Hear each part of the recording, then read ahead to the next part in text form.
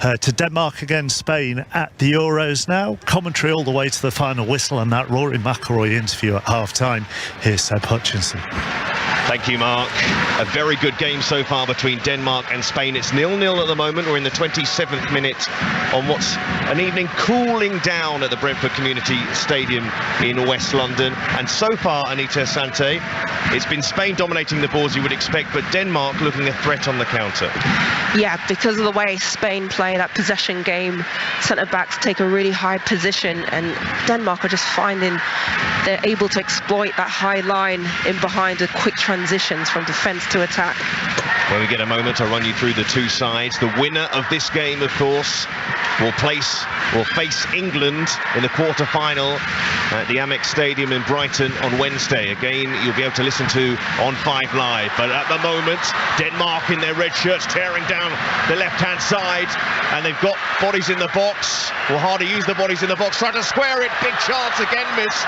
He's going to break to Madsen, tries to set herself onto her left foot, but Spain have the bodies back in their own penalty area and are able to clear their lines. And when Spain clear their lines, it usually involves them passing out of defence very casually.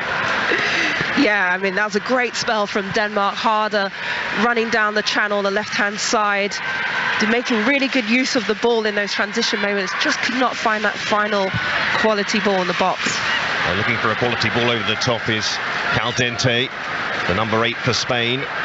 In the midfield, that likes to keep the ball, to say the least. Patrick Guijarro, the deepest of the 3 in the middle for them, plays a short pass to the left, and Wahabi, the fullback. Short pass from her inside to Caldente. A lot of short passing from Spain in this first half, and as expected, retaining possession and looking for the opening if you to catch out this Denmark side. They've defended pretty well so far and have offered on the counter-attack a threat, mainly through their superstar player Pernilla Harder.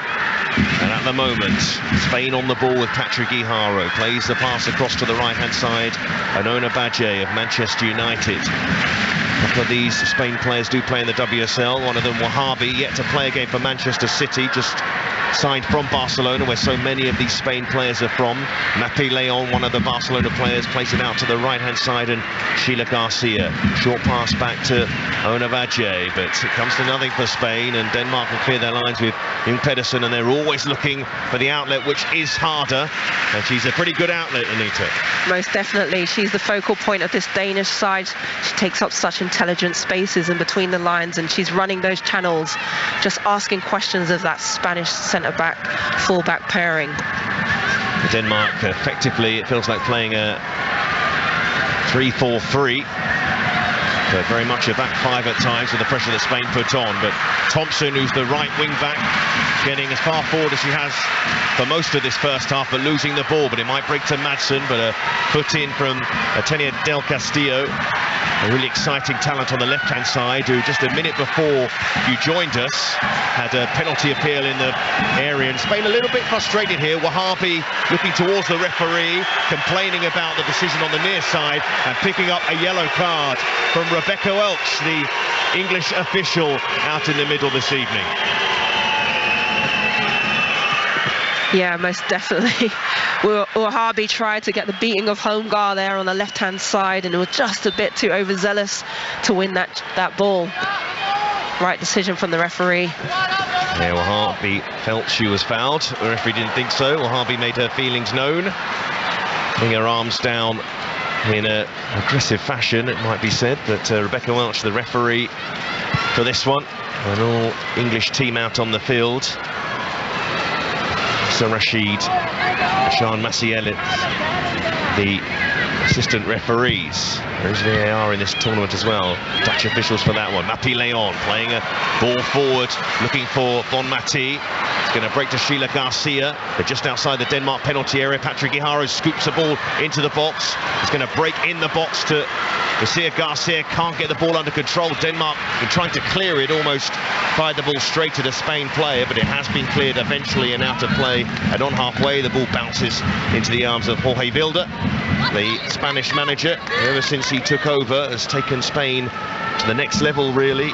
A nation, if you compare to the men's game, where we know Spain have been near the top of the tree for a long time, where the women's team only recently have looked like a side who could potentially win this tournament. They were the favourites not that long ago, but injuries to their star player, Putellas and Hermoso, has really damaged this Spanish side. Has probably made them not famous favourites for this competition at the moment. Mappy Leon just inside the Denmark half. Short pass to Wahabi on the left-hand side. Wahabi plays the ball into that penalty area, but Inge Pedersen for Denmark clears the ball away. Wahabi again on that left-hand side. The ball has stayed in play a lot in this first half, which is no surprise when Spain are playing. I promise I will run you through both sides when we get a moment, but Patrick Guijarro with a slide pass into the penalty area. Lucia Garcia trying to sort her feet out, can't get the ball under control, and the ball is cleared out of play for a throw in near the corner flag on the left-hand side, and Wahabi is about to take it.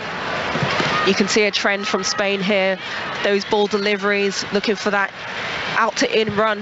Mappy Leon sends a cross in, left-footed into that penalty area again. It's headed away by Denmark. It's going to break to the right-hand side, and Ona Badje to Sheila Garcia. Those two have been interchanging on that right-hand side, and now on the overlap is Sheila Garcia. Back to Badje, chance for it to cross, and she sends that cross in, headed away by Baleslager, who's the right of the three centre-backs. But Spain putting on a lot of pressure here. We're half an hour into this game, still 0-0, but might not be here. Chance for Caldente, shoots straight at Christensen. A big chance there for Spain in the penalty area. Wonderful opportunity there for Spain. So difficult for this Danish side to defend that inside fullback position from Una Badje, who finds herself in the box, sliding the ball to her teammate. A fast-paced first half, but the ball's barely gone out of play as Denmark trying to build out from the back from the goal kick. They took the goal kick quickly as well. The ball is on halfway with Paredes for Spain, the Spanish captain. And Spain now building once more and into the Denmark half with Wahabi out to the left-hand side, and Tania Del Castillo nutmegs Thompson into the penalty area. Del Castillo then passes it back to Caldente, then Wahabi left-footed cross to the back post. Denmark clear it away through Vi, the left wing-back. They're very deep now, Denmark. As Spain probe, looking for that opening goal of the game, and a shot dragged wide by Patrick Guijarro, which will give you the chance to take you through the two sides.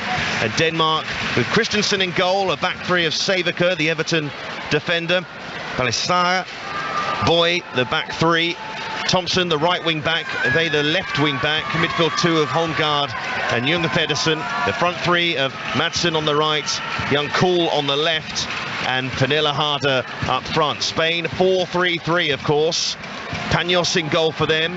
Badje, the Manchester United full-back at right-back. Paredes, Mappy Leon and Wahabi make up the rest of the back four. Aitana Bonmati, a very talented central midfielder in a midfield three with Guijarro and Caldente. And up front, Sheila Garcia on the right-hand side, Lucia Garcia in the middle, and Tania Del Castillo on the left. And Spain with the ball again, and in their own half at the moment, with Paredes, the deepest of the Spanish players, as again they look to work their carousel and work the ball round the Danish defence. Has been pretty well set, but Spain in the last 10 minutes or so have looked more threatening, though there haven't been many attempts on goal. That shot from Caldente, the first effort on target for Spain. As they bring the ball forward now with Bonmati, and Bonmati looking for Wahabi, almost sold her short, her former Barcelona teammate. Mappy Leon in the Denmark half, plays the ball forward towards Bonmati, then once again Spain probing again midway through the Denmark half. Denmark not engaging the Spanish when they're on the ball at the moment. Not an intense press from Denmark, don't want to create any spaces in behind, but Denmark under pressure here now with Patrick Guijarro just outside the D.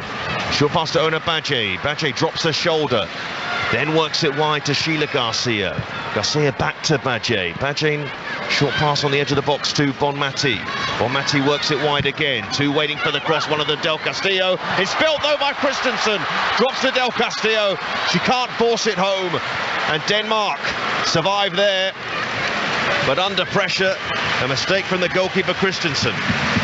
Spain just building that pressure in and around the Danish box.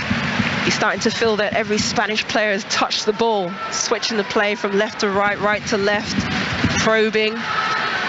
making it very difficult for this Danish side, starting to stretch them. 10 minutes to go until half time on BBC Radio 5 Live. It's 0-0 between Denmark and Spain in Euro 2022, and the winner of this game will face England in the quarter-final. Denmark have to win. Spain only need a draw because their goal difference is better. And as it stands between these two sides, this scoreline is good enough for Spain. Germany have already won the group, and 0-0 at the moment between them and Finland. A game taking place at the same time, of course. The final round of group games always kicking off simultaneously. Caldente plays the ball forward towards Del Castillo. Caldente again, first time ball forward. Can they find a way through this Denmark defence? And loose pass in the midfield from Patrick Iharo. They've frustrated Spain enough here so far, Anita. Yep. They've had a good spell of possession. They just aren't finding that final pass to just put some pressure and test Christensen in goal for Denmark. So far, no goals in this key clash, the Euro 2022. Germany leading this group, will be group winners as it stands. It's Wahabi. Spain again on the attack, and Denmark on the back foot, and a ball played into the penalty area. Sliding challenge from Boy Sorensen to put it behind for a corner, the centre half for Denmark. Good recovery run there from Sorensen as Guihara looks for that slide for Del Castillo into the box. Now it's just the case of concentration for this back 4-5 set up. Yeah, Spain playing in light blue shirts and navy blue shorts, and they have a corner on the left-hand side. They're kicking from right to left, incidentally, and the corner taken by Caldente, hanging it towards the back post, and it was a gamble being left by the Danish defenders to allow it to go all the way, but Vi, the left wing back, clears it up to halfway. But as we close in on half-time, about 7 minutes to go until the break, it's been all Spain in the last 10 minutes. Basically, it's been all Spain since you joined us following the dramatic end to the third day of the goal.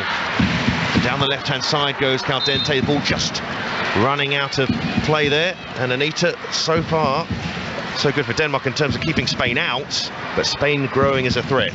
Spain just starting to build their rhythm now. You can see those combinations in midfield between Guillaro, Bonmati, probing all the time. Switching the play, left to right, right to left. Yes, as it stands, 0-0 at the Brentford Community Stadium, and a game in which we joined you about half an hour into this game, and that's because of the dramatic finish to the third day of the Open Golf. Rory McIlroy and Victor Hovland share a 4-shot lead going into the final round of the Open Championship Golf at St Andrews, both 16 under par. Coverage continues. The final day, BBC Radio 5 Live Sport from midday tomorrow, as Denmark try to attack forward through Madsen on the right, always looking for Pernille Harder, couldn't find her that time. Jung Pedersen picking the ball up midway through the Spain half. A chance for Denmark to try and impose themselves on Spain, which they were doing on the counter-attack in the early parts of this first half. Ball played for Van Kool, as Harder trying to help it on towards Madsen. It's out wide to with Vi again. They have shown they could cause Spain problems when they're pacey and direct, Denmark, and they're looking to do that again with the youngster Kool. Kool trying to play the ball in towards the penalty area, cleared away by Patrick Iharo. Drops to Balasea, the centre half. This is the highest Denmark have been up the pitch for at least half an hour or so. Thompson on the right-hand side tries to get past Del Castillo and does just that, almost repaid the nutmeg favour on the Spanish winger, but not quite that time. Mapi Leon clears the ball out of her own box and forward towards Sheila Garcia, and now Spain can turn defensive to attack, and they're now into the Denmark half. On the left-hand side, Atenia Del Castillo just outside the penalty area, goes for goal, straight down the throat of Christensen in the end. 0-0 with 5 minutes to go until half-time. But Germany have just taken the lead against Finland. We'll find out the scorer very shortly. Germany already group winners and looking imperious in this competition so far. Are they the favourites for you so far, Anita? I think Germany have shown that they're a relentless, ruthless team that are so clinical in the final third. They're definitely a contender, one of the favourites in this Euros competition. And another of the favourites, England, after their impressive 8-0 thrashing of Norway, who were a side pretty fancied, who are now out of the competition following their defeat to Austria last night. It means Austria will face Germany in the quarter-final, but who will face England, we're yet to find out, because as it stands it would be Spain, but Denmark hoping they can find a goal, pick up the victory that would book their place in the quarter-final. Denmark have to win, remember. All played back to Mappy Leon in her own half as Bonmati injects a bit of tempo into this move for Spain. It's on the left-hand side with Wahabi. Back to Mappy Leon. Outside the penalty, she loses the ball. And maybe Denmark can break forward with Madsen, who crosses the halfway line. Only harder up with her. Short of support, the right winger for Denmark, and then plays a poor pass into midfield where Sheila Garcia is waiting for Spain to collect it. And Spain have the ball now with Caldente, tries to play it forward and eased off the ball by Boy Sorensen, the Denmark centre-back. A few of these Denmark players you've played with, Anita. Yeah, absolutely. Sorensen and Junge Pedersen, both my teammates at Rosengård. Good players. You see there, Sorensen nudge Lucia Garcia off the ball. That's experience showing there. The goal scorer for Germany, their young defender, Svea Kleinhern, has given them the lead 5 minutes before half-time. So Finland 0, Germany 1. Denmark 0, Spain 0 in West London. And Denmark on the attack. On BBC Radio 5 Live has called for some good skill to beat Badje not once but twice, in fact 3 times. Works it wide to Vi. Vi on the left-hand side near the corner flag. Can she dig a cross out? She can, but it's into the arms of Panos. Kiel getting the Danish supporters going there. Bit of trickery, bit of skill in the final third. Denmark need more of that to add to pressure on this Spanish defence. Lots of Danish supporters lining the streets of Brentford and Kew before this game. It seemed like they were outnumbering the Spanish support until you get into the ground. Feels at the moment about 50-50, but the Danish fans, plenty of flags from them, and in one corner of the ground to the left-hand side, they are dominating that corner, making their voices heard and urging their side on. Who are defending here though? Del Castillo gets away from Thompson, does well. Del Castillo wins a corner. She's lightning with the ball at her feet at times, and always keen to run with the ball. The Real Madrid winger, one of the few players associated with Barcelona in this Spanish lineup. Spain with a corner on the left-hand side to be taken by Marina Caldente. And plenty forward here for Spain, including their centre-backs, Paredes and Mappy Leon. Paredes has already scored at this tournament from a set piece as the ball sent in towards her, and it's headed off the line for Denmark. Boy Sorensen saving the Danes there. Dangerous delivery from the corner there from Spain, but brilliant defending from Sorensen in the centre of the box. Gets first contact, clears the ball away. Vi follows up with the clearance. Paredes with a commanding header there for the Spanish, who are a threat from set pieces. A corner from the right-hand side played in by Mappy Leon and put behind. And there's a problem here. I think it's Savika who's down at the moment for Denmark. She caught the ball flush in her face from the corner, and straight away referee Rebecca Welch stopped play, and the physios are on just to check on the Everton defender, as we're going to have 1 minute to be added on here, but I fancy you're going to have a few more minutes as Savika gets checked for concussion, because the ball did get her flush in the face there. It's one of those ones, Sebs, you don't like as a defender when the ball's fizzed in across the box and you get late, last minute sight of the ball because all the body's in front of you, and I think that's what happened to Savika in that situation. Erika Savika, an important defender in this Danish system. plays for Everton in the WSL, and Everton had a disappointing season to say the least in the last campaign. Plenty of star players in that Everton side, but just couldn't put it together. Went through about 3 managers as well during the course of the season. Savica just jogging, has been checked with a physio. Touchline getting a warm reception from the Danish fans in that corner, and they're going to have to defend a corner on that side to be taken by Mappy Leon, left-footed, so it will be an in-swinger from the defender. Everybody back for Denmark, who are also a player down as well, as in goes the corner. They clear their lines though, the Danes, through Jung Pedersen. Spain will try and work it into that penalty area again, and it's sent in by Bonmati. Again, when the ball's in the air, they've dealt with it pretty well from wide areas, Denmark, but they can't get out at the moment. He played a minute and a half of added time in this first half as the ball sent in towards the back post, and she had the run on an opposite number there, did Paredes, but couldn't hit the target. Uwahabi sends a lovely delivery from wide left of the pitch. Paredes just trying to get the beating of the Danish defender, isn't able to redirect the ball on target. Just a reminder, you can also listen to the Vitality Blast final today between Lancashire and Hampshire on Sports Extra at the moment. Hampshire set a total of 152 for 8.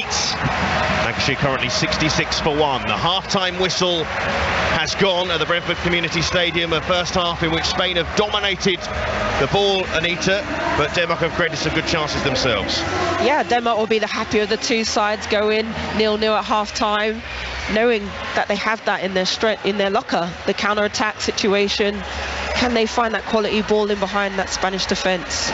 Still hope for Denmark, but as it stands, it will be an England-Spain quarter-final. Half-time at the Brentford Community Stadium, Denmark 0, Spain 0. Anita, it's really interesting because Spain need a point, but they're super aggressive. Denmark need a win, and their best attacks are all on the counter. Yeah, it is. It's like a game of two different styles as well, which is fun to see. And Denmark look very threatening on the counter-attack if they can just get that quality in and around the box. Sorry, go on, Anita. No, sorry, I was just going to say, then Spain will be back, backs against the wall again. Yeah, we'll talk more about this shortly. Anita, Seb, thank you very much for the time being. In the Blast final, by the way, remember Lancashire chasing 153 to win, having beaten Yorkshire in the semi-final. They are up against Hampshire. As we speak, the ball just hooked back from the boundary there, so that one didn't go for 4. They are 153 is what they're chasing, 65 for 1, 88 required from 79 balls. It's live on 5 Sports Extra. Great day at St Andrews. Rory McIlroy and Norway's Victor Hovland topping the leaderboard, 16 under the pair of them, 4 clear of the field. Let's go back there and speak to correspondent Ian Carter. Ian, well clear of everybody else. Yeah, it has all the hallmarks of being a European shootout tomorrow between Victor Hovland, who's yet to win a major title, and Rory McIlroy, who, as we know, has been waiting 8 years to add to his tally of 4 major titles. A brilliant performance from both of them today. They carded rounds of 66, 6 under par on the day to move to 16 under overall. The highlight, the biggest roar of the day, Steve, I was in the group behind, but I almost jumped out of my skin at the sound of the roar on the 10th when McIlroy holed from a greenside bunker for an eagle 2. He picked up a further birdie at the par 5 14th, a drop shot at the 17th when he tangled with the wall, but as Hovland closed with a birdie, so too did McIlroy on the 18th. All added up, as I say, to 66s that take them to 16 under par and 4 shots clear of the 2 Camerons, Young and Smith, both of whom had pretty disappointing days. Yeah, I think we can all agree the natural roar of a shot like that beats loads of people shouting in the hole every day of the week. Let's hear from Rory McIlroy then. A few moments ago he spoke to Andy Stevenson. Rory, you have been involved in some amazing days in this funny old game, but that must be right up there. Yeah, it was right up there. Victor and I definitely fed off one another all day. Victor got off to a great start.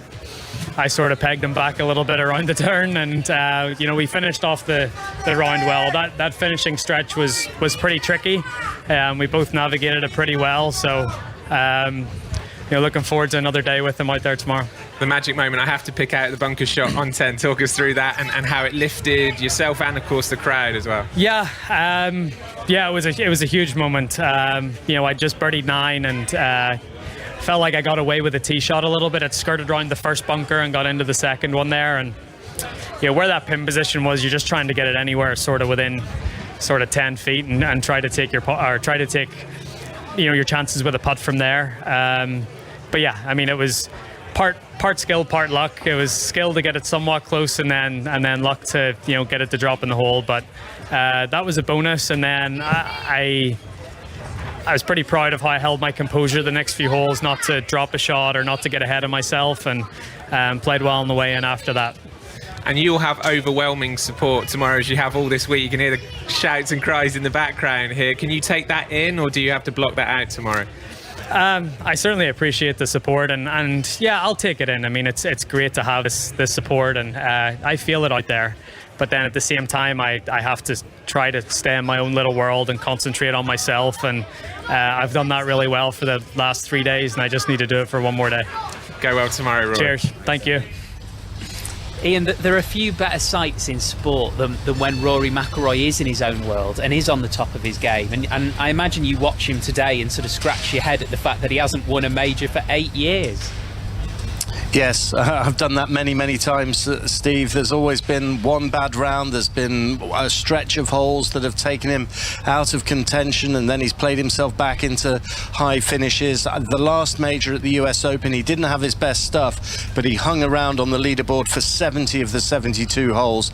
I was impressed with that resolve at Brookline, albeit that he didn't get the job done and Matt Fitzpatrick won. So I wonder if he is trending towards breaking that duck over the last 8 years. I wonder if this is going to be the time. Remember, in 2015 he couldn't defend the Open title because of a freak footballing accident, so he feels the sense of unfinished business. He is desperate to add to his tally of 4 majors, and I think if he can make sure that he doesn't get ahead of himself, and he knows that he's up against a really stern competitor in Hovland, who beat him down the stretch in Dubai earlier in the year, it could be an extraordinary shootout between these two. Really mouth-watering stuff, and maybe, just maybe, Rory will get the job done. I'm supposed to remind people now that you tipped McIlroy on the preview show, but I won't be doing that, Ian. The man alongside him... Go on. Well, I was just going to say, I did write a column at the start of the year predicting who would win each of the majors. I can't remember how the other majors went, but I did tip Rory McIlroy for this one. Funny how you've forgotten them. Yeah, fine. Let's hear from Hovland then. Also shot 66 today, and not surprisingly, he seems like he enjoyed it too. That was a lot of fun. Obviously, he got off to a really nice start, birdieing 4 in a row there on the front 9, and then he kind of... I made a bunch of pars there and just kind of had to scrape around. But to shoot bogey free, in these conditions in a major, it was pretty special. And aside from your score, what was it like being part of that final pairing with the atmosphere for both of you, Ryder Cup teammates all the way round? Yeah, it's just really cool. If you would have asked me 6-7 years ago if this was going to happen, I wouldn't really believe you. So it's really cool to see that dreams do come true, and just living life. Same pairing again tomorrow. How do you prepare for this, given that this could be a maiden major victory for you? It's just kind of going out there and do the same thing as I did today. I didn't hit as many good shots as I did yesterday. I feel like I was in way more control of my ball yesterday. But with that in mind, I was still able to scrap it out and not really let it get to me. So I'm really pleased with that. And hopefully I can hit it a little bit better tomorrow. Will you sleep tonight? I think so, yeah. I hope you do. Good luck tomorrow. Yeah, thank you. Co-leader Victor Hovland, Cam Smith and Cameron Young, the closest to that pair. They are tied and they are 4 shots off the lead. Very few things, as I said, better than watching Rory McIlroy at the top of his game. But watching Keaton Jennings isn't bad either. Dan Norcross. He's going pretty well. He's got 24 off 19, and Lancashire only now requires 76 more from 69 balls to overhaul Hampshire's rather anemic 152. But the spinners are in action at the moment, and they have been the threat all day today on finals day. The opening bowlers of seamers were taken to the cleaners. Brad Wheel, 2 overs, none for 28, but since then Dawson and Crane in tandem are causing just a few more problems, and now just lost the wicket of Jennings. Oh no. That's your fault, I'm afraid. Sorry. You jinxed him. You jinxed him. You're going to make Chappers extremely nervous now. It's 77 for 3. They should still have enough in the tank. They've still got some fine batters to come, but it might just get a little bit twitchy. Dan, as a Yorkshireman, I could not care less. I joke. Dan, thank you very much. 5 Sports Extra, you can go and listen to the end of that. Chappers gives the other side of it, so we've got to keep it balanced between the two. Mark and the team, by the way, back from midday tomorrow for the golf. Actually, the TV highlights on the BBC are about to start as well. Winning putt will be around 7 p.m. tomorrow. Right, much more to come from Brentford. Spain 0, Denmark 0 in the Women's Euros. Spain need a point, Denmark need a win. Whoever goes through play England in the quarter-finals. So lots to play for in the second 45 there. We'll be back to Brentford after the news with Carl Hartley. Listen on BBC Sounds. This is BBC Radio 5 Live. Ministers say there'll be more 999 call handlers on duty and more ambulances available to deal with issues caused by extreme temperatures on Monday and Tuesday. Senior government officials have taken part in an emergency COBRA meeting with contingency plans put in place. Our political correspondent is Ben Wright. There is not going to be a blanket school closure at all on Monday and Tuesday. I think the view in government is that it's better to have children inside schools, particularly the kids of key workers, for instance, whose parents need to be at work. They don't want children out potentially playing in rivers or getting into trouble. So schools will stay open, although they have discretion if they choose to close. Well, we're being told that temperatures could exceed 40 degrees Celsius. Police in Bury in Greater Manchester are investigating the death of a 3-year-old boy who was hit by a tractor on a farm. Detectives say the tractor driver is helping them with their inquiries following the incident in the Tottington area this afternoon. The 5 remaining candidates in the Conservative leadership election are preparing for their second TV debate tomorrow night. The current frontrunner, Rishi Sunak, has warned that the main economic priority facing the country is inflation after he faced criticism from his rivals for ruling out immediate tax cuts. Lord Hayward is a Conservative peer. What Rishi did yesterday, he stabilised his position, he appeared mature, in control, and therefore he's tackled some of his negatives. He's got a lot of negatives that other people are conscious of. Demonstrations have taken place in cities including Leeds and Manchester against the government's plan to send some asylum seekers to Rwanda. Organisers of the protests have described the policy as shockingly brutal. Ministers believe the plan will save lives by stopping channel crossings in small boats. And Edinburgh Airport has suspended its customers' helpline to protect staff from verbal abuse from passengers whose luggage is missing. The airport say removing the phone lines allows the teams to work through a backlog of queries. Hundreds of missing bags are currently being stored at a warehouse near the airport due to ongoing staff shortages in the airline sector. We all think we can do it. Pick a team to win a trophy, buy and sell players. I mean, how hard can it really be? That is nowhere near the standards that we set collectively as a team. Moment of Truth will challenge your assessment of whether you can really manage a football club by taking you to the beating heart of the fight for promotion to the Championship. It just went kaboom. If you lose 4 games, you'll get the sack. These are bits about football clubs that people don't see. We take you on the ultimate journey of sporting pressure as Rotherham's Paul Warren and Oxford's Carl Robinson fight it out to change their collective stories forever. The pressure's on winning is absolutely disgusting. Moment of Truth. Listen first on BBC Sounds. BBC 5 Live, the Women's Euros. With Steve Crossman. Another hour of 5 Live sport before Connor Phillips is in for Stephen Nolan at 10 o'clock tonight. Big day in rugby, great day for most of the Northern Hemisphere teams. Ireland making history, beating New Zealand in the series decider. They held off a big comeback from the All Blacks.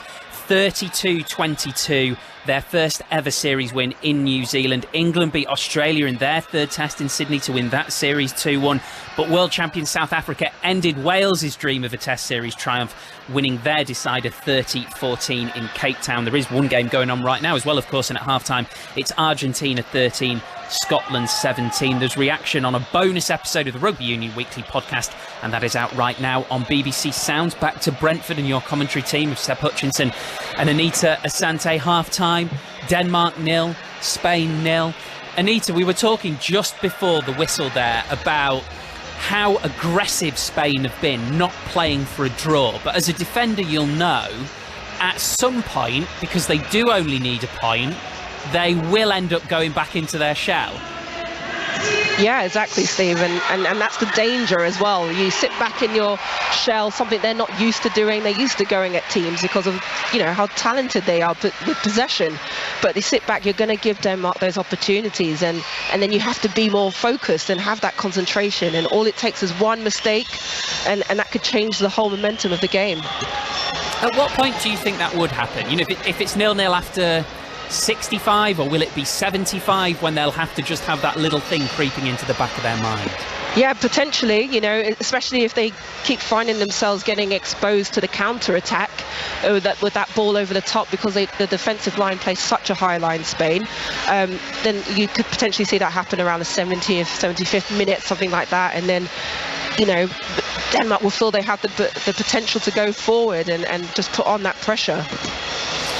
Well, it's very finely poised, isn't it? Remember, if Denmark get the win, they will play England in the quarter-final of the Women's Euros. If they don't, it will be Spain versus England. We'll have lots more reaction as well, whatever happens on the Football Daily, the Daily Euros. But right now it's time for second half commentary, and Anita is with Seb Hutchinson.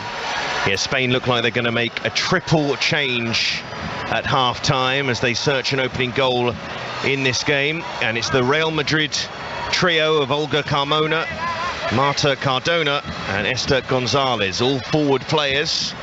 So wait to find out the three that are going to come off, but I would imagine Spain will change their entire front line. That would be the suggestion. Lucia Garcia is one of those coming off, and she's making way for Esther Gonzalez, who's more of a central striker, likely play down the middle of the three, and started the opening game, the come from behind victory against Finland.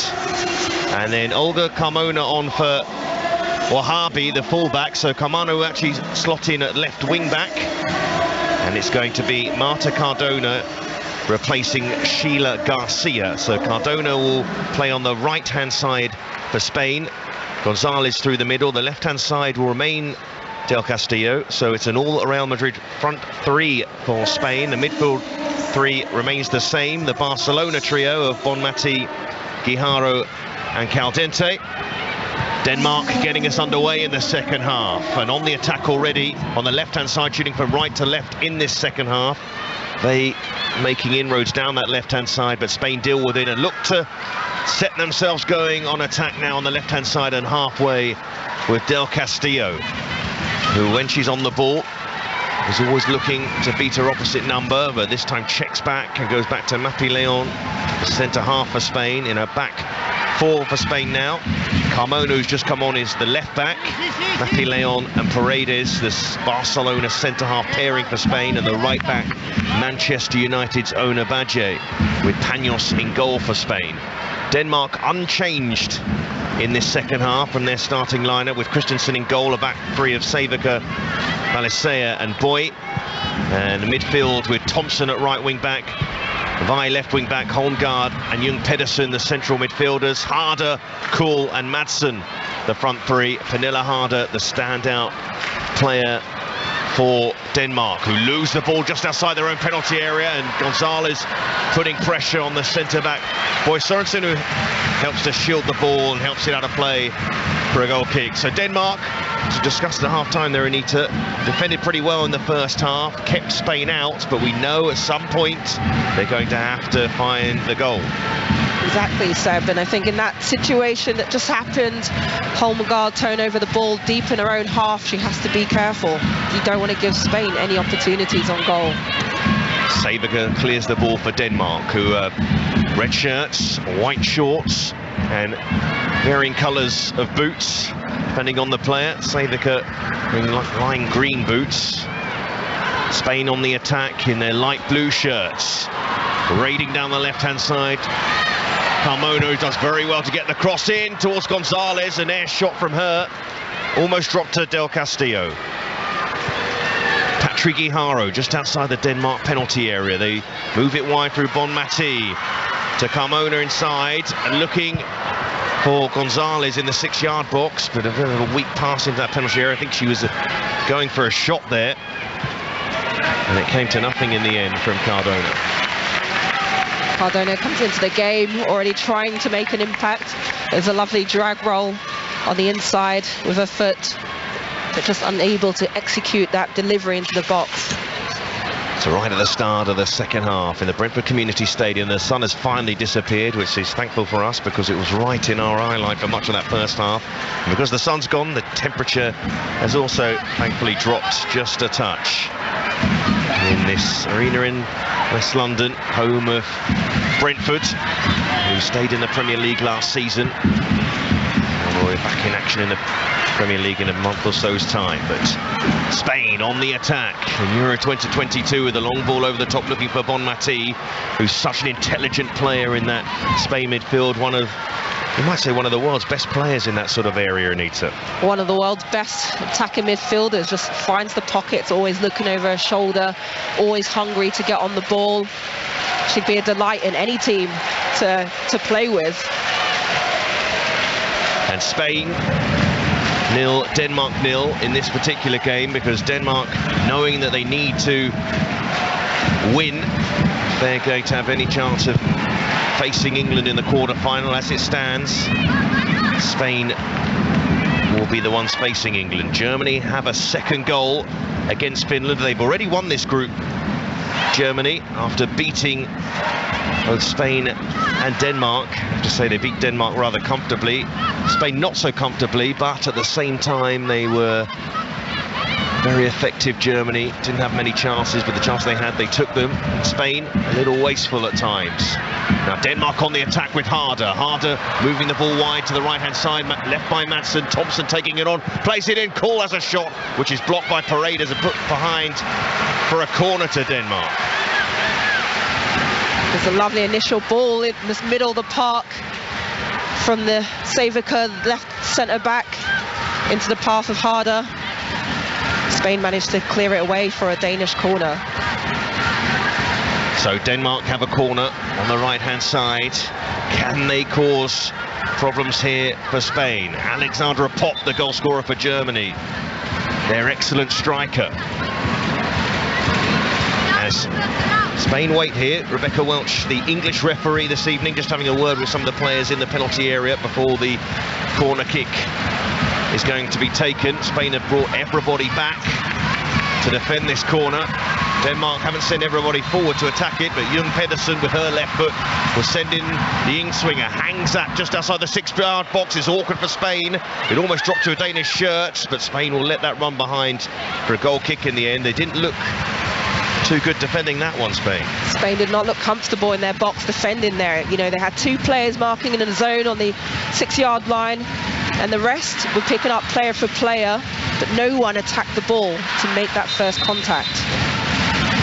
And if you are just joining this game, 0-0 between Denmark and Spain on BBC Radio 5 Live, a match which will decide who will face England in the quarterfinals in Brighton on Wednesday, a game you can also listen to on 5 Live. You can keep across these Women's Euros of 2022, our Daily Euros podcast, which will be available tonight, not long after the end of this game. Ball sent into the penalty area by Spain, looking for Gonzalez, away by Boy Sorensen. Patrick Guijarro picking the ball up midway through the Denmark half. Ball with Caldente, prods the ball with the outside of her foot to Badje, inside to Bonmati, who spins and turns on the ball, elegantly works it out to the right-hand side, and Cardona, Marta Cardona, close to the touchline, gives the ball away and gives it straight to Harder. A head down, driving forward, Pernilla Harder, waiting for support and scoops the ball over the top, looking for Madsen, and Panos was hesitant in coming forward. And then Madsen looks towards the referee. She felt she was checked off the ball by Carmona. Yeah, we'll just have to see the replay there again, Seb. It looked like it was a slight contact with the arm, but not enough, I think. to change the referee's decision there. Denmark have offered enough in this game to make it a very intriguing matchup between these two sides, because even though Spain have dominated the ball, they're not the side that actually needs to score. But that won't be in the mindset of Spain. They would love to make sure of their place in the quarterfinals for a third straight Euros. Denmark, the runners-up from 2017, and have always got out of the group since 2009. That was the last edition when they didn't get out of their group. But again, Badje breaking into that Denmark penalty area. Wouldn't drop to Gonzalez. It breaks back to Badje again. Bonmati, lovely turn. Checks onto her right foot. Ran out of space in the end. Seemed to be setting herself for a glorious goal there, but just couldn't get the ball out from her feet in the end. Bonmati did all the hard work in the 18-yard box. A lovely spin roll. Turn in the box, and I thought she was going to pull the trigger on her left foot. Decided to check back inside. The Danes managed to clear.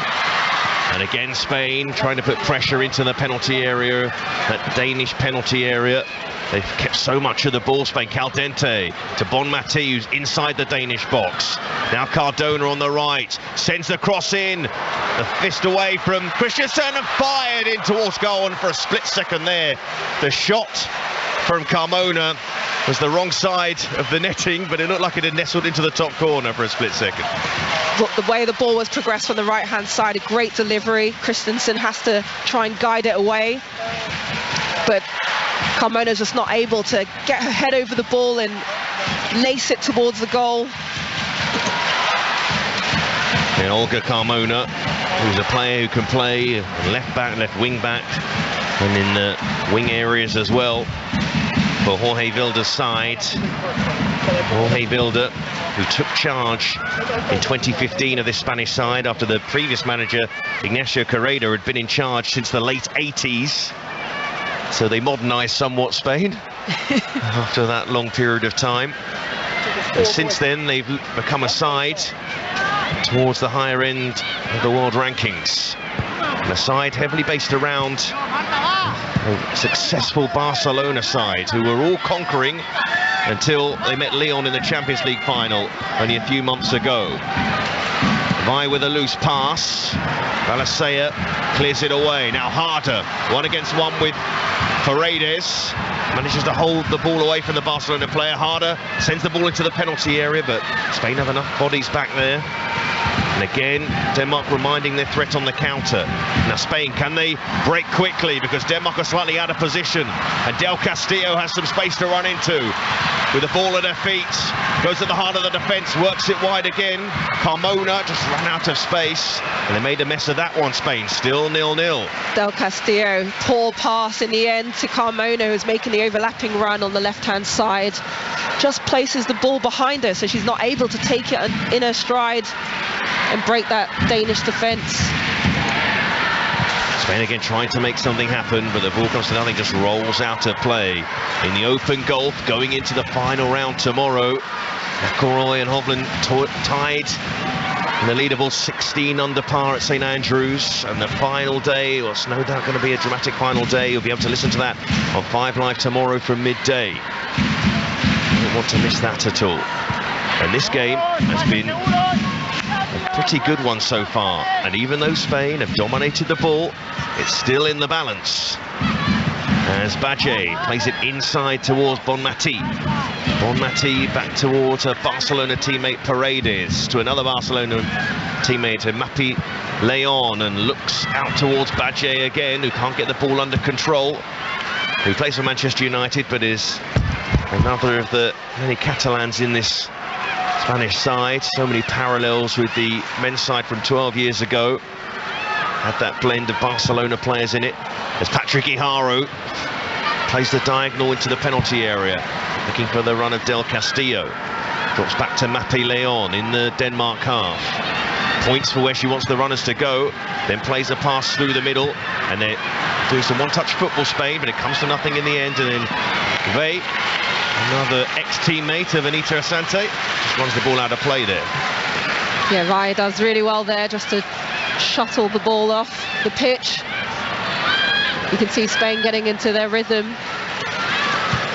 trying to. It's disrupted by young Pedersen, who plays the football for Juventus, the centre midfielder for Denmark. As we approach the hour mark, 0-0 on BBC Radio 5 Live between Denmark and Spain at Euro 2022. A tournament that so far has shown some top quality play.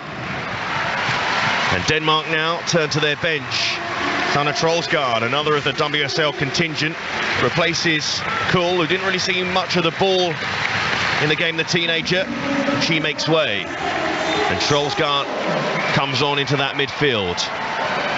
She looks like she's going to operate on the left-hand side, but she usually plays in the middle. So we'll see how that pans out, Anita. I think Denmark knew they needed some fresh legs in that midfield to try and deal with Guijaro and Bonmati, Caldente. Their movement is so good and so fluid. And here goes Cardona. Ball just runs away from her behind for a goal kick. In the end, comes to nothing. And the ball going out to play there. Spain putting all that pressure and all these sides in this tournament under pressure for various different reasons. And we've actually got a new podcast at the moment called The Moment of Truth, where you can follow every twist and turn in the life of a football manager. We'll be going behind the scenes and following the head coaches of League One's Rotherham and Oxford United. Witness firsthand all the drama of last season, both on and off the pitch. Just search for Moment of Truth on BBC Sounds. You can also find Jill Scott Coffee Club podcast, a very entertaining one. Now Spain in the penalty area with Bonmati. Needs some support. Has to work it back though to Badje. Badje, short pass to Bonmati, who's drifted out to the right-hand side. And the midfielder plays a little clever ball inside into that penalty area. Gonzalez laying it back, having to be patient again here, Spain, because Denmark have 9 shirts behind the ball. As Caldente once more in a central midfield area. Short pass to Mappy Leon, every outfield player in the Denmark half, but not making many inroads. And that's the thing with Spain, you feel that they keep the ball, some pretty patterns, they get into dangerous areas, but we're lacking in actual attempts on goal in this game. Yeah, Seb, Spain need to be more effective in this final third. They got the combination passing, and then that final ball lets them down. 3 efforts on target so far in this game for Spain. But here's Bonmati just outside the D, tries to feed the ball through or try to carry it. Boy Sorensen was close enough to it. The problem that Denmark had in the game against Germany was that they had no relief ball, it felt like. There's been stages in this game where they've been under that sort of situation. Lars Søndergaard, their manager, down on one knee at the moment with his hand on his chin in the thinker position, having a lot of thinking to do at the moment. How his side are going to get up the pitch and find the goal that they need. Yeah, the manager for Denmark is definitely pondering how he can change it, but we have to give credit to Denmark and their defending. They've been dogged, they've worked hard for each other in that back 5, making it very difficult for this Spanish forward line to break into good quality situations. Some of the football that Spain have played tonight is almost as beautiful as the night sky at the moment. A lovely purple hue with spots of orange. And at the moment, a game in which, with the sun already set, many of the supporters have got their phones out, and there are lots of little lights illuminating this stadium in West London, and a very good atmosphere in this ground as well. And well over half full, at least 3/4 full. We'll get the official attendance at some point in this second half. An hour played, 0-0. And the longer this goes on, who does this suit, Anita? Well, ultimately, Spain, you know, they still have control, they're dominating the ball.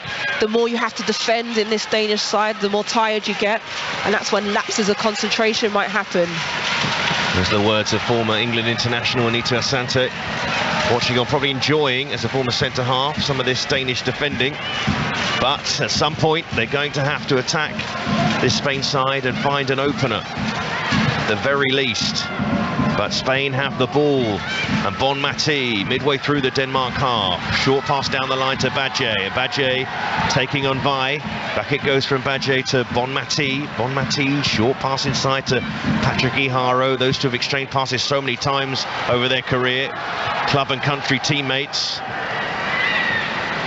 Ball's dropped out on the right-hand side to Bon Mati, who's finding space on that right-hand side, trying to overlap on that right-hand side as well. It's going to be a free kick to Spain on the right-hand side, midway through, or midway into the Denmark half. Challenge from Vi. Clever bit of play here from Anya Badje on the right-hand side of the pitch in Denmark's defensive third. Tried to roll her player and Vi just catches her late. And Yomi has scored for Germany to make it 3-0 against Finland. Past the hour mark, you'd fancy the Germans, it might not be their last goal in that game, looking very strong in this competition. It's Tecklenburg's side. Free kick to Spain as the atmosphere, the level of volume raises inside the Brentford Community Stadium. Mappy Leon on the right-hand side to take this free kick. Left-footed in-swinger incoming with her high-vis boots on. She's about to look for one of her teammates in the penalty area. Mappy Leon, who's a good set-piece taker and has already assisted a couple of goals in this competition already from set pieces, but her free kick is easily headed away. Drops back into the midfield where Badger is lingering. She plays the diagonal in towards the Denmark penalty area, and Balasea heads it behind for a corner. Commentator's curse there, Seb. Yeah, I mean, that was an opportunity, a set piece. Mappy Leon is usually outstanding in that situation, has to beat the first defender and deliver that ball into the 18-yard box.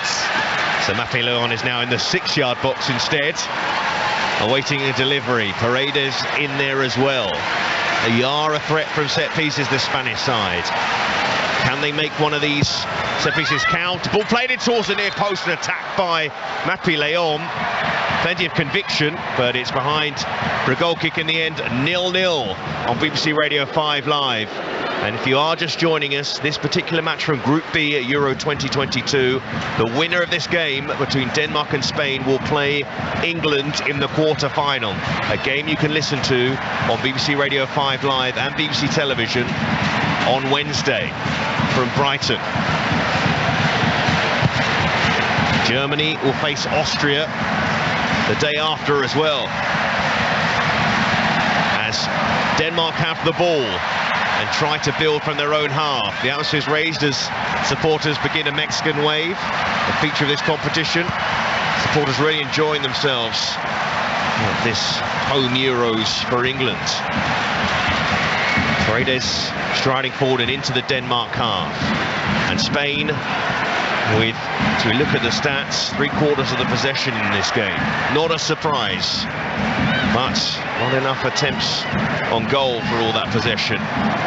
Similar problem they had against Germany, who struck some early blows in that game and looked comfortable after that. Spain have the ball on the left-hand side. Play it back to Mappy Leon at centre-back, the left of the centre-backs for Spain. Paredes, progressive pass through the middle. This might be their moment. The ball running through into the penalty area, but sweeping was Christensen, the Denmark goalkeeper. The problem Spain have, Seb, is Denmark are so tight in their shape. You know, the midfield four, the back five, closing those distances, making those slide passes between the lines, really difficult, allowing Christensen, the goalkeeper, just to sweep up and collect the ball. Ball played forward by Christensen into the Spain half, and Jung Pedersen helps it on, looking for Harder, but it just won't break. Part of the second half, who hasn't had many touches, the Chelsea forward, Pernilla Harder. Such a talisman for this Denmark side. Important player for them, the important player for them. Mappy Leon crosses into the Denmark half and works it wide to the left-hand side where Carmona is. And again here, Spain probing, long ball forward by Paredes, excellent ball as well. And it might drop to Del Castillo as well, and the shot is blocked by Balasea. There was an appeal for a handball there, but only by one of the Spanish players. So nothing in the end. Patrick Iharo to Mappy Leon. Spain in the Denmark half again. Halfway through it. Short pass by Mappy Leon to Esther Gonzalez. Now Spain linking up again, but all their work is outside the Denmark penalty area. They don't have a player in the box at the moment. Might be able to create a chance here with a strong one through the middle from Caldente, but that comes to nothing. Good pressure from Spain when they lost the ball, that counter press to win that ball back quickly. And they work it to the right-hand side, and Ona Badje, who hasn't really been overlapping as a fullback. In that inverted fullback position where she's infield a little bit. And it's Paredes for Spain. 0-0 midway point of the second half. And as things stand, this suits Spain. They will, as it stands, face England at the Amex Stadium. But they're still looking for the goal that you'd fancy would make the job very hard for Denmark. It wasn't difficult already. They can't get the ball. Patrick Iharo plays it to Cardona. Cardona to the byline, is well tackled by Vi, who has one option to look up and look for harder. She plays a short pass to Troelsgaard, and that might work out for Denmark. They just can't counter very effectively at the moment.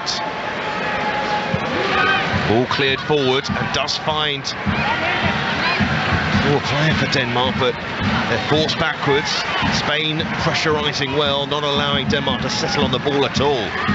Spain just suffocate teams in that counter press. And they might make it count this time. Del Castillo in the penalty area. Ducks inside, beautiful feet, but just had too many players to beat in the end. And the ball cleared away. But they'll come again here, Spain. Coming forward. Patrick Iharo helps it forward again.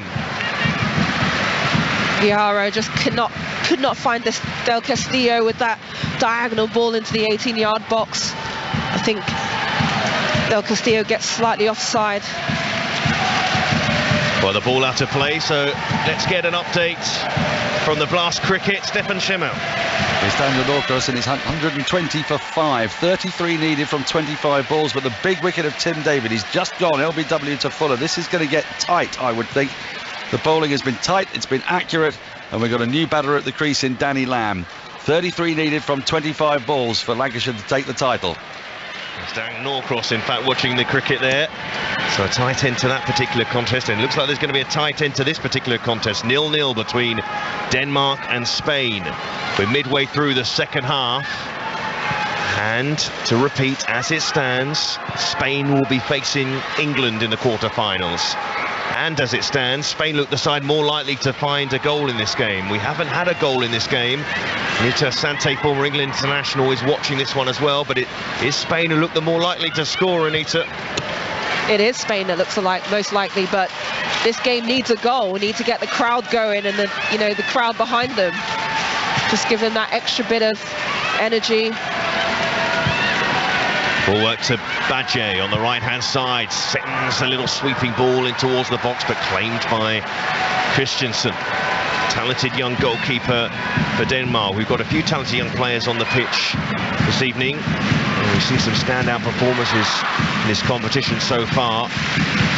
And as it stands in this competition, Anita, we'd say Germany are up there as one of the favourites. France have impressed, and of course England, they're the standout three, you would say.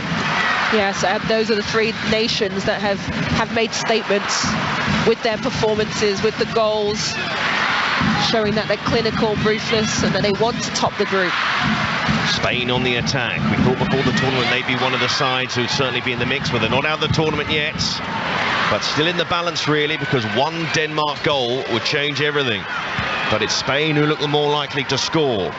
Badje, short pass in towards Bonmati. Bonmati back to Mapi-Leon. Mapi-Leon out towards Carmona. Carmona fires it towards goal. It's pushed away by Christensen.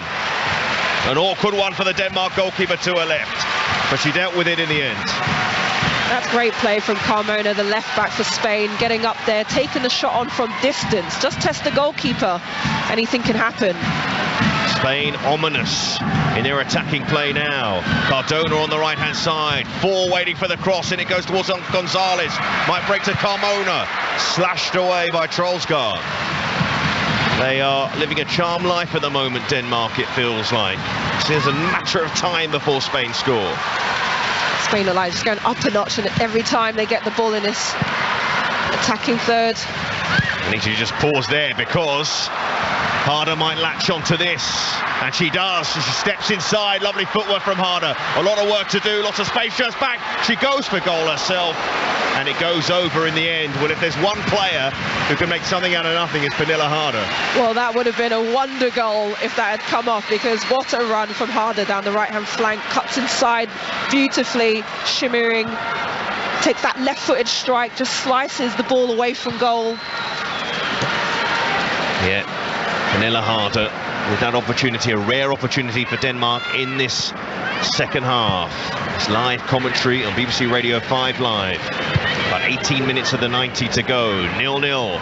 Denmark need a goal, but Spain on the front foot with Badje. Badje to Bonmati in the Denmark half.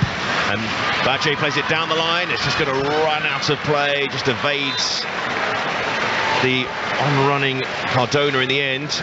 And we are going to see a double change from Denmark this time, and Nadia Nadim is going to come on, a legendary player for Denmark, one of the Centurion players in this side. In fact, she's going to come on, and it looks like Vi is going to come off here for Denmark. She's one of those to come off a hook. For a split second that Harder was going to make way. No chance of that with the situation that Denmark are in at the moment. And then the other player to come on is Stina Larsen, another forward player who makes her way onto the pitch, and it's Madsen, the winger, who makes way. Well, Stina Larsen's an interesting player. I played with her at Villa.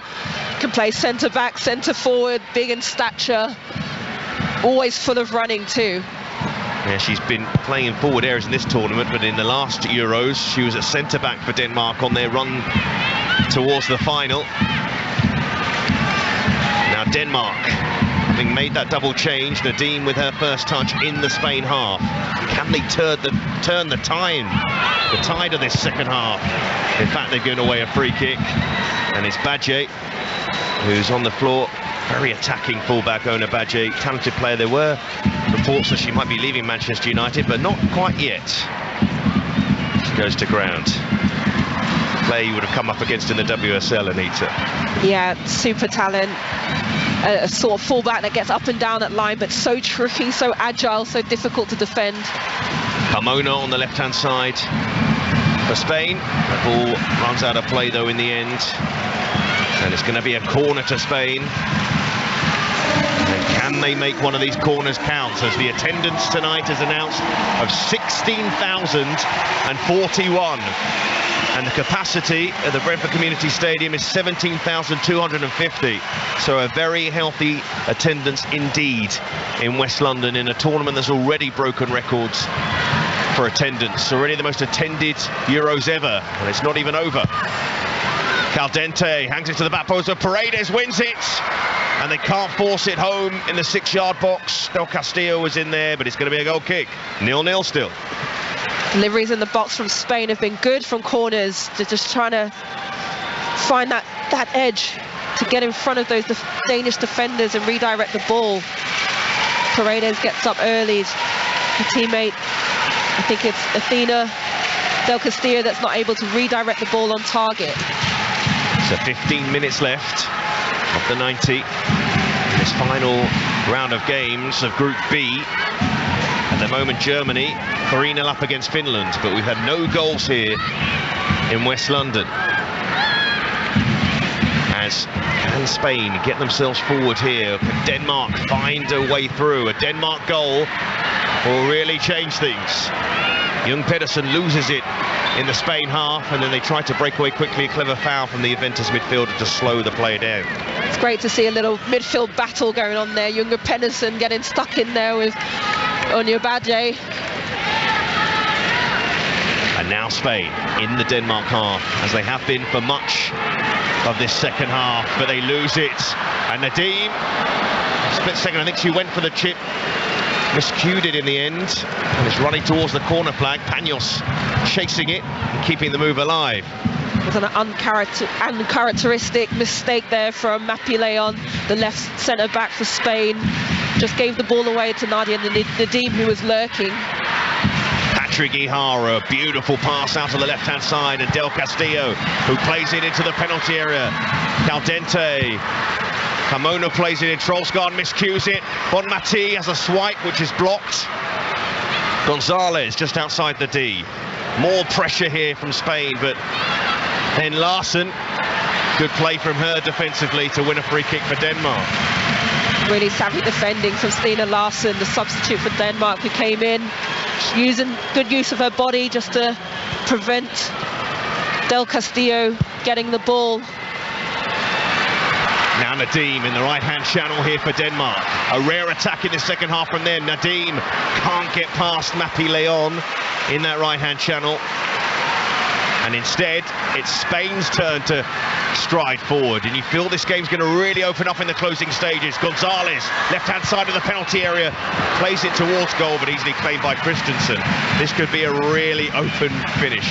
This is where the game gets spicy, Seb, when these transition moments, defence to attack for both teams. Spain warming up a substitute as the ball's played over the top towards Harder, who controls it in the penalty area, lays it back to Nadim, has a shot, saved by Panos. Best chance of the second half for Denmark, and it fell to their experienced striker. The Danish fans are up on their feet, clapping, stomping. What an opportunity that was, and what a lovely delivery. Ball over the top into Harder's path. She's able to find Nadim, who gets a shot off, and what a save from Panos, who carries it over the bar. What a chance for Denmark, still 0-0, 12 minutes of the 90 to go, but the Danes have a corner. If the Denmark were to score, they'll be through to the quarter-finals. It's very tight here at the Brentford Community Stadium. A goal from Denmark will change their fortunes. In goes the corner. Everybody back for Spain. And a header towards goal in the end. Comes to nothing from Holmgaard, and it's going to be a goal kick. Let's go back to the cricket, the Blast final. Stefan Schimmel. Tight there, Seb. Tight here as well. Lancashire need 23 from the final 2 overs to beat Hampshire. They are 130 for 6, chasing their target of 153. Luke Wells has 16, Luke Wood has 5. 23 from 12, the equation for Lancashire. If Hampshire can defend it, they'll win the title for a record-equaling third time. And you can listen to the dramatic end of the cricket on Sports Extra right now. And there's going to be a dramatic end to the football here, because Denmark need a goal to get themselves to the quarter-finals. Spain making a change. Their very talented defender, midfielder, who's just signed for Manchester City. Leia Alexandri has come on for Del Castillo, who has her little moments in this game, Del Castillo, but it didn't really happen for her in the end. And Vi off for Denmark, who brought on the other Holmgaard, the twin sister of Karen Holmgaard. Sarah Holmgaard has just come on. So we've got a pair of twins playing at Euro 2022 and on the pitch. Can one of them make a difference here and see Denmark into the last stage? As it stands, 0-0, and Spain playing England. And Spain have a free kick on the right-hand side. And Rebecca Welch, the English referee out there, I think she's just going to have a word with the Danish defender here for the challenge. I mean, she's just come on, Sarah Holmgaard, and made her presence known straight away, Anita. I think the Danish defender, Holmgaard, is fired up. She's come in, made a tackle. Referees adjudged it to be a foul. Yes, this sort of situation now, with 10 minutes left, and we know Denmark goals and them to the quarter-finals. Spain, a point is good enough for them. They've dominated this game with the ball, but Denmark have had their chances. And not that long ago, a best chance to one of their best players in Nadia Nadim. But Bonmati has it for Spain in the Denmark half. Mappy Leon. And Spain, if there's one side in world football who can try and see a game out, it is Spain. But we'll see if they can do that in this particular scenario. Badje, short pass to Bonmati. Bonmati outside of the boot, inside to Alexandri. Zodi to Patrick Iharo. Mappy Leon works it out to the left, and Carmona. What can they do here, Spain? They've got 4 waiting for the cross as the ball is near the corner flag. Being driven wide, and Denmark have defended it. Spain wanted a free kick on that side, but it comes to nothing in the end. Had some frantic moments in this second half. Spain have the ball back quickly. Denmark need the ball and they need a goal. And their coach, Lars Søndergaard, is out in his white t-shirt and black trousers, a little animated, a complete contrast to Jorge Vilda in his suit and tie. I'm not going to get into what's the best look for coaches on the touchline, Anita, don't worry about that. But what I will say, what I will say is that, as I said before, Spain, are they in that sort of scenario now of just control the ball, keep it away from Denmark and see this out? You can see that Spain are just trying to keep the ball, run the clock down a little bit now, because they're playing short free kicks, whereas they've delivered free kicks into the box from wide areas previously. Alexandri playing a ball over the top, looking for the ball into the penalty area, and the run in there of Cardona. It's going to be Ona Badje to take a free kick. Very close to the assistant on that side. As Badje throws it in towards Gonzalez. And Gonzalez looking for a free kick. She's going to get it right on the edge of the box on the right-hand side. In fact, she's sort of taken the ball sort of for a second there. She wanted a free kick there, and I thought it was much closer to the penalty area, but maybe it is in the right place. She had her toes stood on. Pedersen, and a free kick, and a chance here again for Mappy Leon for a left-footed in-swinger. It's on the corner of the Denmark penalty area, about 4 or 5 yards from the corner, and Mappy Leon here. We're getting towards the point that if Spain were to score from one of these set pieces, you'd fancy that will be that. Their quarter-final place would be booked. But they have to make it count, of course. Mappy Leon standing over this free kick for Spain. It will be her to take it. Caldente offering a short option. Mappy Leon pointing her arm out to the right-hand side, where she wants the runners to run in, and it goes for Mappy Leon. It's a decent delivery as well, and it's headed over the bar by Alexandri, I think. No, it's Balisaya, the Danish defender, who's headed it behind for a corner. Such a difficult delivery to defend against, Seb. That in-swinger, you know, can go anywhere. The pace is taking it towards goal. The Danish defenders, Balisaya has done very well to get a clearance on that. So Spain have a corner to be taken by Mappy Leon again, the centre-back. Another left-footed in-swinger on the right-hand side. Mappy Leon runs up to the ball, whips it in towards the 6-yard box. Christensen pushes it away. They haven't cleared their lines now. Spain felt that hit the hand of a Danish defender, but Rebecca Welch just signals for a goal kick in the end. So let's get an update from the cricket again in the Blast final. Stefan Schmelt. Into the final over, Seb. Lancashire need 10 from 5 deliveries. Remarkable drama in the previous over. Luke Wells hit a 6, a 4, skied one into the air that Brad Wheel completely missed in the lights and dropped, and then James Vince, Mr. Hampshire, the captain, with a dead-eye throw from extra cover to run him out. Wells went for 27. That leaves Lancashire 1-4-3 for 7 in their pursuit of 1-5-3 to win. They need 10 from 5 balls. Nathan Ellis is bowling. Tom Hartley's on strike. 10 to win from 5. We will go back to the dramatic end to the cricket in just a second. Not long left in that particular game. Not long left in this match at the Brentford Community Stadium. 5 minutes left of the 90. There was a brief check over a handball appeal, but that check is over. So it won't be a penalty for Spain, Anita. Definitely wasn't a penalty for me, Seb. The ball was struck against Sarah Holmgaard, the centre-back for Denmark. Far too close, and her arms are right beside her body. Anita Sante, former England international, on co-coms here. And as it stands in Group B, it will be Germany and Spain into the quarter-finals. Germany playing Austria and Spain facing England. But there is still time for Denmark, and they're on to attack Holmgaard. And the ball goes back across, and it's Troelsgaard to take the throw in for Denmark. She's going to leave it here for Savika, who's going to launch this ball into the penalty area. For Spain, we will go to the cricket for it's the final ball at the very least. But Denmark look to launch this long throw into the penalty area. Savika sends it into the box. Spain haven't dealt with it too well. Might drop towards Harder. It won't drop towards a Danish shirt though. To the edge of the box, Troelsgaard, and volleys it, or half volleys it, well over the bar. 0-0, 4 minutes left. Spain playing England in the quarter-finals as it stands, Anita. Yeah, it would be a great matchup, I think. England are flying at the moment, so much momentum, so much confidence against a Spanish side who are always good on the ball, always possessing the ball. Can they cope with England's wingers and the speed of England's wingers? Yes, there's about 3 balls left in the cricket, and let's go back to the cricket now for those final few deliveries. Stefan Schemmelt. Lancashire needs 7 off 2. Luke Wood's just been run out by the wicket-keeper Ben McDermott, trying to pinch a bye through to the keeper.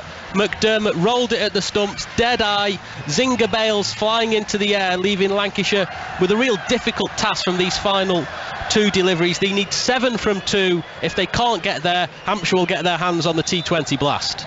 And because we just had a wicket there, just a few moments to come back to the football here. 3 minutes left of the 90. Denmark 0, Spain 0. Denmark have to score, otherwise they're out of Euro 2022. They haven't offered much in terms of possession in this game, but they've certainly had their chances. I believe Spain have had 16 attempts on goal. Denmark have had 10, yet Spain have had 3/4 of the ball. It's what you do with it, as they say, but neither side has been able to find the nets. Is this a fair reflection of the game, this scoreline, would you say, Anita? Oh, it's a tough one, I think, in terms of chances and good chances, perhaps, but Spain have dominated the ball. They've had some good spells of quality in the final third and just haven't been able to capitalise. And you have to give credit to Denmark in terms of the defending as a team. They've worked extremely hard. Isn't it amazing in football when you get towards the real business end of the game and the side have been dominating for it? Would you believe it can be tight? Let's go back to the cricket, though, and Stefan for that final ball. Incredible here, Seb. 5 to win for Lancashire, 4 for a tie, 152 for 8 was the Hampshire total. Lancashire find themselves 148 for 8. They'd be level on wickets lost, so it would go on which team had more runs after 6 overs, which I think was Lancashire, thinking back. It's been a wonderful finals day. More runs scored on this day than any other finals day before. The game stopped for a minute while Hampshire just get clarification of the rules from the umpires. Nathan Ellis is the bowler. Lancashire started this over needing 11 to win. They've taken 5 so far and lost Luke Wood, run out by the wicketkeeper Ben McDermott. Earlier on, Hampshire were restricted to 152 for 8. Ben McDermott himself made 62 in that. Matt Parkinson took 4 wickets. Lancashire were cruising in the chase and then have been pegged back, and that's why they find themselves with Richard Gleeson, the 34-year-old number 10 who almost retired and made his England debut last week. What a story it would be if he could hit the winning boundary. Here comes Ellis from the far end. Gleeson on strike, bowled! Hampshire win for the 3rd time. They equal Leicestershire's record as 3-time T20 Blast winners. The fireworks shoot into the air at Edgbaston and the men in yellow embrace. They have beaten Lancashire by 4 runs and are the 2022 T20 Blast champions. Well, a dramatic finish to the cricket here, and Spain looking to finish things off here, and they have done right at the end of the game. And it's the substitute Marta Cardona with a header. Spain will play England in the quarter-finals because they scored late here to probably win the game in the 90th minute. It's Denmark 0, Spain 1. That was a beautiful goal from Spain. Just the way Mariona Caldente stop-started, slowed down her opposing player, slid her teammate in the left-hand side for the cross and the finish. Crowd is going absolutely nuts. Spanish supporters up and down, jumping. And that should be that for Denmark, who had to win this game. And now we're going to tick into added time, and they've got 2 goals to find. And it looks set that Spain are going to be in that quarter-final at Brighton against the hosts.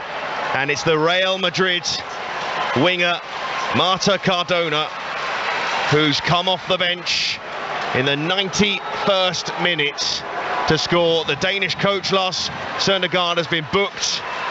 They also had another player booked just minutes before that in Stine Larsen, who would have been missing the quarterfinals, but they're not going to be in the quarterfinals because we're into added time, and that should be that for Denmark, Anita. The perfect time to score, Sev.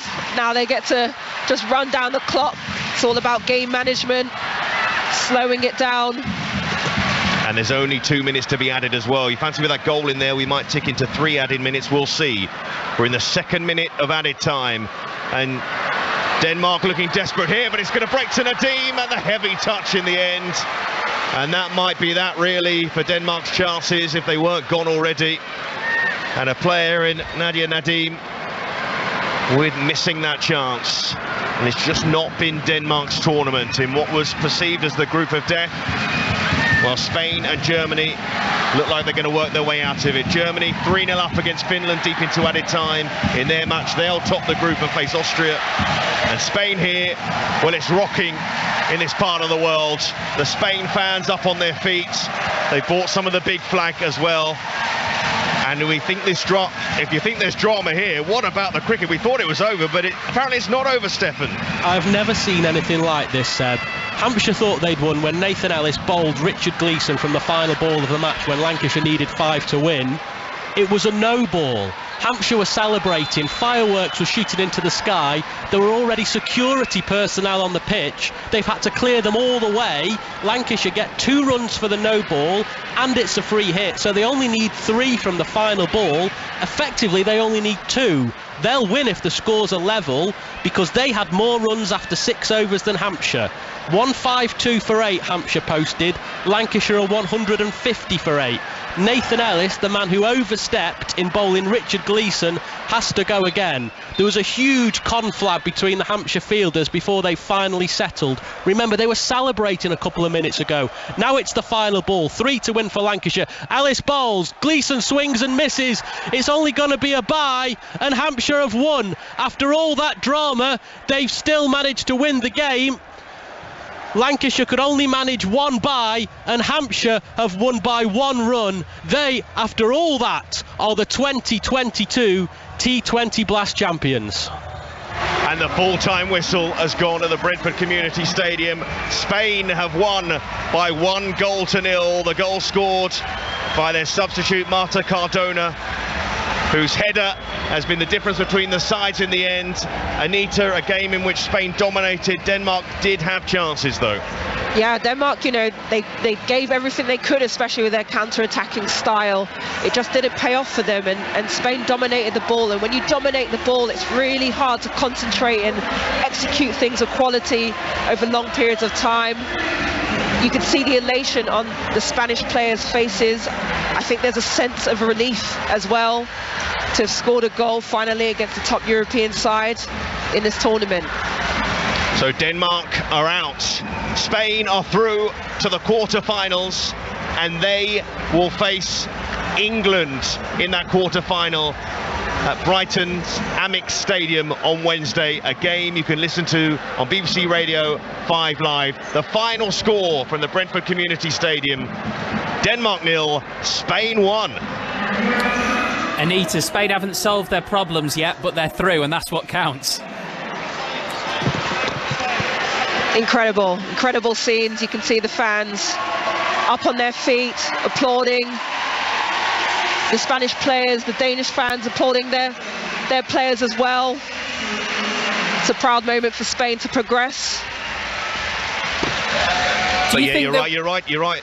In fact, the problems have been the same really for Spain, because they dominated the ball, but they just don't have a cutting edge, and it's a sort of similar problem that people thought they might have anyway, even with Pateas and Jenny Hermoso, in the fact that the Barcelona side at club level, their cutting edge is provided by their foreign players. The irony too is Spain keeps scoring with crosses in the box, headers, with a team that isn't the biggest, that is very technical. They're finding another way to win. So that is also important for them. Is that a positive or not, though? Because we know that's not how they want to win. Yes, I guess, ideally that's not the way they want to win. They're all about the tick-attacker and it looking beautiful in around the final third. But having it in the back of a locker is not a bad asset to have. I suppose the difference, Seb, is, with no disrespect to Denmark, maybe you can do that against Denmark, but you can't against England?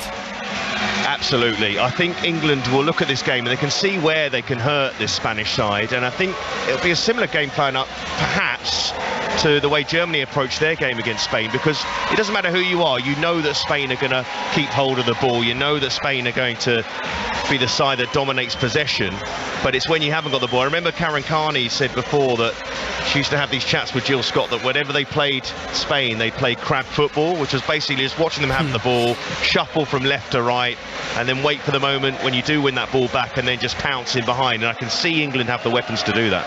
Absolutely. They're going to tease Spain into their possession game and exploit that space in behind them, because they really do squeeze those lines. The centre backs get so high, and all it takes is 2 passes and a bit of quality, and you're in that final third on goal.